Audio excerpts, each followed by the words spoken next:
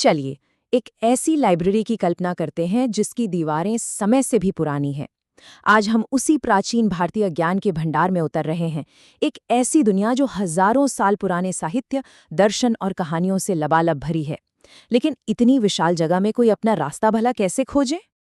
तो सवाल यही उठता है, ज्ञान के इस महासागर को पार कैसे किया जाए? क्या इसका कोई नक्शा है, कोई बनावट? जी हाँ, बिल्कुल है। और आज हम उसी नक्शे की मदद से इस शानदार सफर पर निकलने वाले हैं।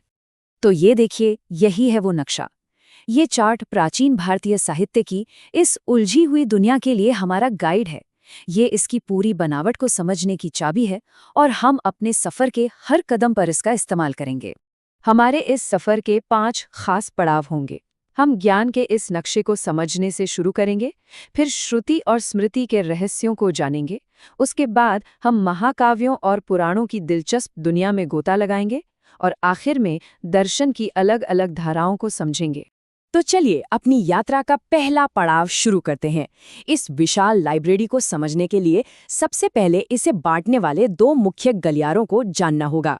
यही हिंदू ग्रंथों का सबसे बुनियादी, सबसे अहम विभाजन है। पहली कैटेगरी है श्रुति, जिसका मतलब है जो सुना गया।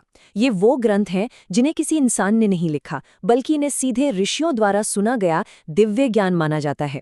इसीलिए ये अपौरुषेय हैं, यानी मानव रचित नहीं, और नित्य हैं, यानी शाश्वत। यही ज्ञान का मूल स्रोत है। और श्रुति के बाद आती है स्मृति, यानी जो याद रखा गया। ये एक तरह से उस दिव्य ज्ञान को समझने और समझाने का मानवीय प्रयास है। इन्हें ऋषियों और विद्वानों ने याद करके लिखा ताकि श्रुति के गहरे सिद्धांत आम लोगों तक आसानी से पहुंचाए जा सके। तो चलिए अब हम इस लाइब्रेरी के पहले और सबसे अहम हिस्से में कदम रखते हैं, जो इस पूरे ज्ञान की नींव है, श्रुति साहित्य। श्रुति साहित्य के दिल में है वेद। वेद शब्द संस्कृत के विद से आया है, जिसका मतलब होता है जानना। तो वेद का मतलब हुआ परम ज्ञान। असल में ये भजनों, प्रार्थनाओं और यज्ञ अनुष्ठानों का एक बहुत बड़ा संग्रह है। ये जो परम ज्ञान है ना, ये 4 मुख्य ग्रंथों में बटा हुआ है, जो इस साहित्य की नींव है। ऋग्वेद, सामवेद, यजुर्वेद और अथर्ववेद। हर वेद का अपना एक अलग विषय और महत्व है, जो मिलकर एक पूरी ज्ञान प्रणाली बनाते हैं। लेकिन वेदों का ज्ञान इतना गहरा था कि उसे समझने के लिए और भी ग्रंथ लिखे गए। सबसे पहले आए ब्राह्मण, जो यज्ञों और अनुष्ठानों के तरीकों को समझाते थे।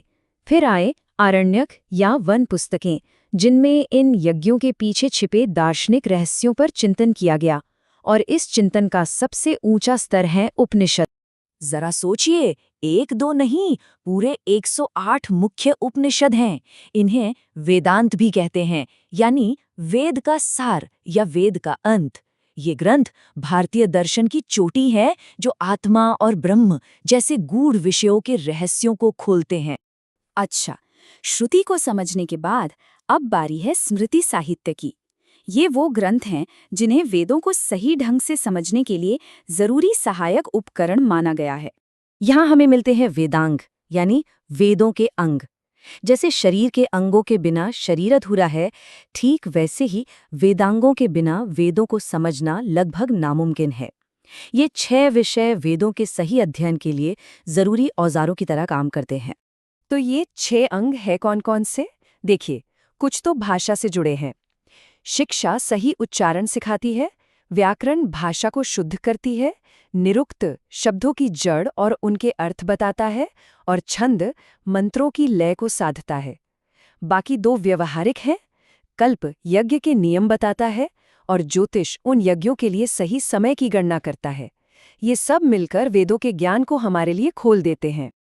अब हम अपनी लाइब्रेरी के उस ग्रेट हॉल में आ गए हैं, जहां भारत की सबसे जानी मानी, सबसे पसंदीदा कहानियां रखी हैं। वो कहानियां जो आज भी करोड़ों लोगों को प्रेरणा देती हैं।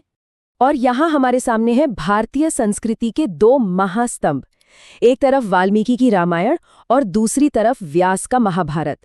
ये सिर्फ कहानियां नहीं है, बल्कि धर्म, कर्तव्य और जीवन के दर्शन पर वो ग्रंथ हैं जिन्होंने सदियों से भारतीय समाज को रास्ता दिखाया है।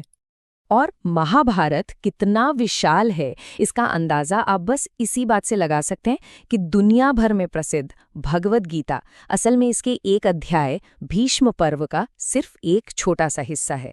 इससे पता चलता है कि इस महाकाव्य में ज्ञान का कितना बड़ा सागर समाया हुआ है।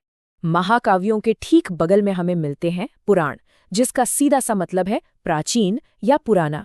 ये ग्रंथ एक तरह से प्राचीन भारत के विश्वकोश यानी एनसाइक्लोपीडिया है, जिनमें दुनिया की रचना से लेकर देवताओं और राजाओं की कहानियों तक सब कुछ दर्ज है। और ये एक दो नहीं बल्कि कुल 18 मुख्य पुराण हैं, जिन्हें गुप्त काल के दौरान अंतिम रूप दिया गया। ये सिर्फ कहानियां नहीं हैं, बल्कि नंद और मौर्य जैसे राजवंशों के बारे में जानकारी देने वाले महत्वपूर्ण ऐतिहासिक स्रोत भी माने जाते हैं। तो हमारी ये यात्रा अब अपने आखिरी पड़ाव पर पहुंच चुकी है। ये लाइब्रेरी का वो कोना है जहां मूलभूत ग्रंथों में पाए जाने वाले विचारों को एक व्यवस्थित, एक फॉर्मल दार्शनिक सिस्टम में विकसित किया गया है। इसे कहते हैं षड दर्शन, यानी फिलॉसफी के 6 स्कूल या 6 नजरिए।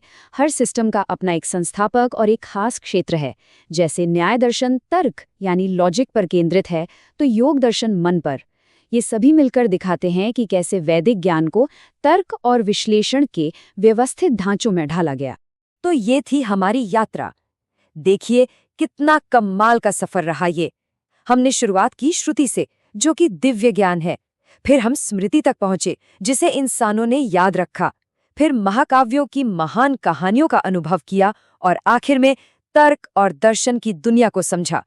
ये ज्ञान के विकास की एक अद्भुत यात्रा है।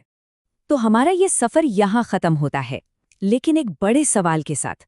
हजारों साल पहले लिखे गए ये विचार, ये सिद्धांत आज भी हमारी दुनिया, हमारी सोच और हमारी संस्कृति को आखिर कैसे आकार दे रहे हैं? इन प्राचीन ग्रंथों की असली शक्ति शायद इसी सवाल के जवाब में छिपी है।